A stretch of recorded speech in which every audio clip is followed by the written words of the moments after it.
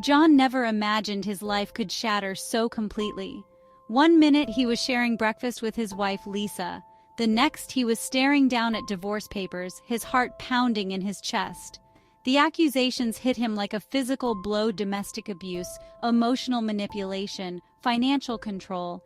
Each one felt like a knife twisting in his gut. These were lies, twisted fabrications designed to hurt him.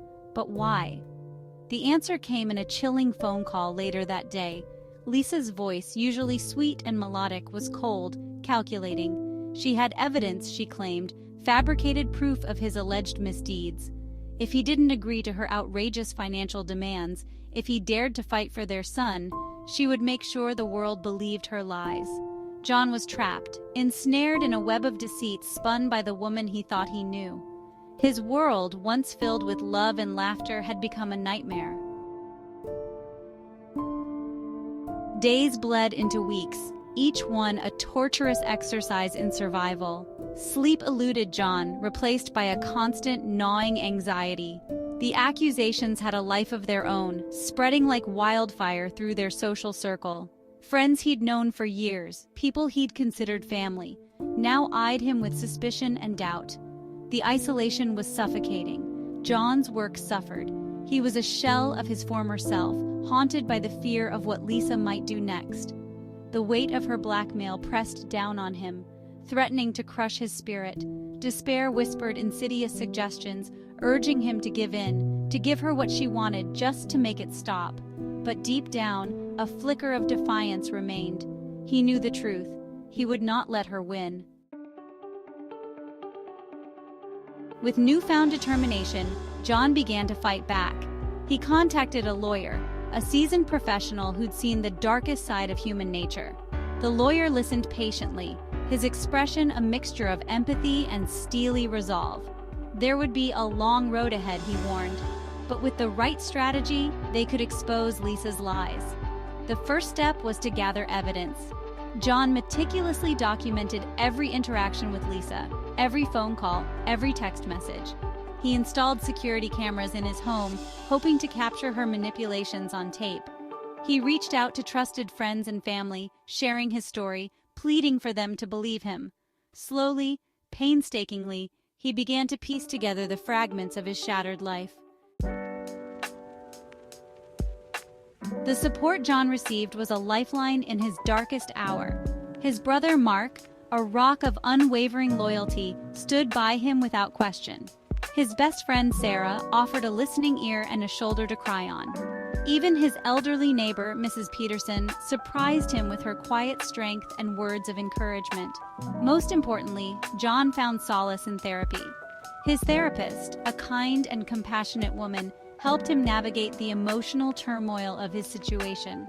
She taught him coping mechanisms for the anxiety and panic attacks, reminding him that he was not alone in this fight. With each passing day, John felt a sliver of his former self returning. He was battered, bruised, but not broken. He would survive this. The legal battle was grueling, a relentless back and forth of motions, hearings, and depositions. Lisa, a master manipulator, played the victim to perfection. She sobbed on cue, fabricated stories of abuse, and used their son as a pawn in her twisted game.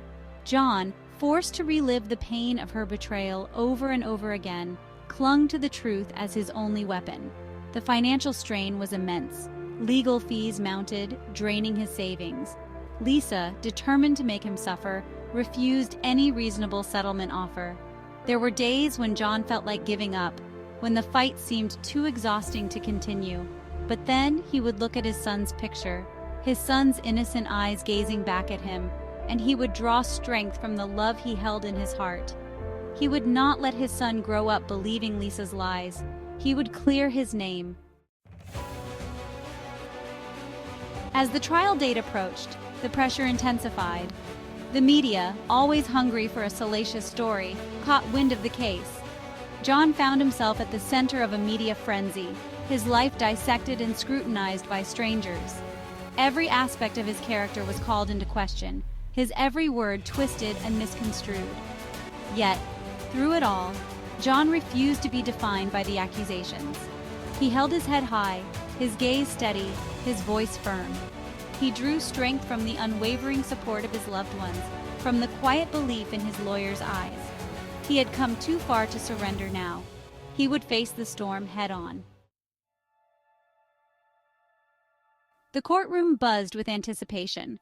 John sat at the defendant's table, his heart pounding against his ribs. Across from him, Lisa sat ramrod straight, her face a mask of cold indifference. The trial was a blur of witness testimonies, expert opinions, and damning evidence. John's lawyer, a master strategist, methodically dismantled Lisa's lies, exposing the inconsistencies in her stories, the fabricated evidence, the depths of her manipulation. John watched in stunned silence as his lawyer presented audio recordings of Lisa threatening him, emails where she admitted to fabricating the accusations, and financial records that exposed her true motives. The truth, buried under layers of deceit, was finally coming to light.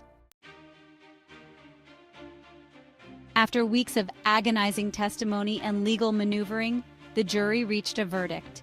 John held his breath, his knuckles white as he gripped the edge of the table.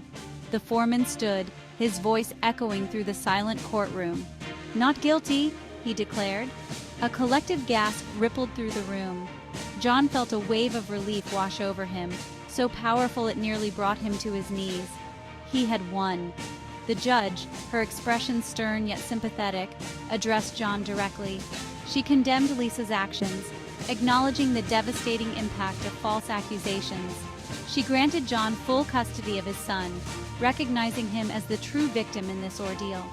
As John walked out of the courtroom, his head held high, he felt the weight of the past year lift from his shoulders. He was free. Life after the trial was a journey of healing and rediscovery. The scars of Lisa's betrayal remained, but they no longer defined him. John focused on rebuilding his life, on being the best father he could be to his son. He dedicated himself to raising awareness about false accusations, using his experience to help other victims navigate the legal system and find their voice. John's story is a testament to the resilience of the human spirit. It is a reminder that even in the face of unimaginable darkness, truth has the power to prevail. His journey is an inspiration to anyone who has ever been wronged, reminding us that hope can bloom even in the most desolate of landscapes.